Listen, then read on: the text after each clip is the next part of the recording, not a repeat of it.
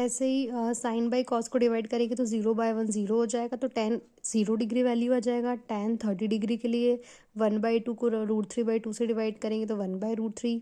ऐसे डिवाइड करके सारी वैल्यूज आ जाएगी। साइन 90 पे इसकी वैल्यू नॉट डिफाइंड होती, जिस पॉइंट पे हम इसको डिफाइंड नहीं कर सकते हैं। अब इससे ये समझ में आ रहा है कि 0 हाफ 0.5 होता है, √2 का वैल्यू 1.4 होता है, और जब इसे डिवाइड होगी तो 0 1 से छोटी वैल्यू आएगी। मतलब कि साइन और कॉसे की वैल्यू हमेशा नेवर एक्सीड देन 1, मतलब 1 से कभी बड़ी आएगी नहीं, या तो 1 आएगी या 1 से छोटी आएगी। लेकिन साइन और कॉस का उल्टा क्या होता है?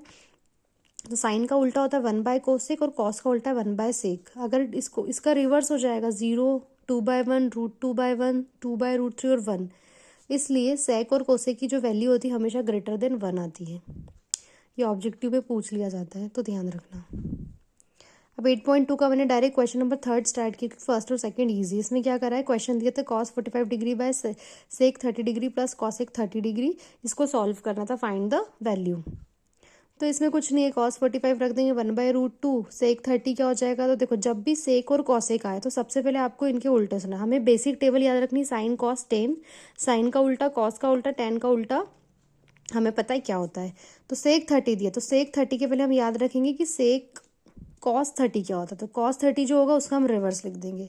ऐसे ही कॉसेक 30 दिया है, तो पहले कॉसेक किससे आया, साइन से है, तो साइन 30 याद रखो। तो वैल्यू तुम्हें 3 याद रखनी है, उससे बाकी ट्रिग्नोमेट्री रेशियो अपने आप निकल जाएंगे। तो साइन 30 का जस्ट रिवर्स कर दिया, तो ये हमने 2/1 कर दिया है।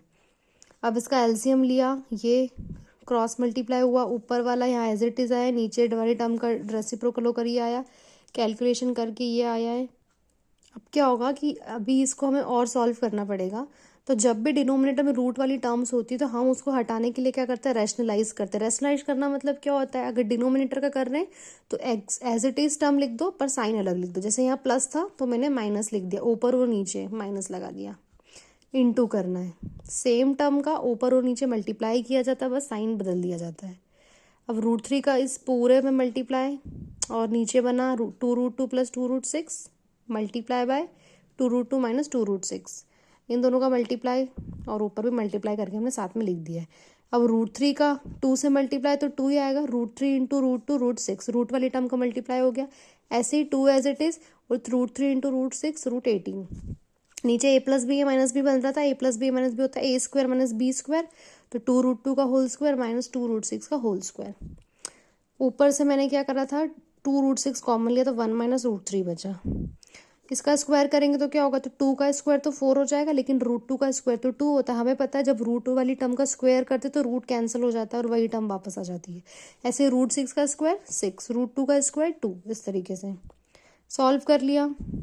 बस अब सॉल्व करते गए और हमारा आंसर आ गया यहाँ पे।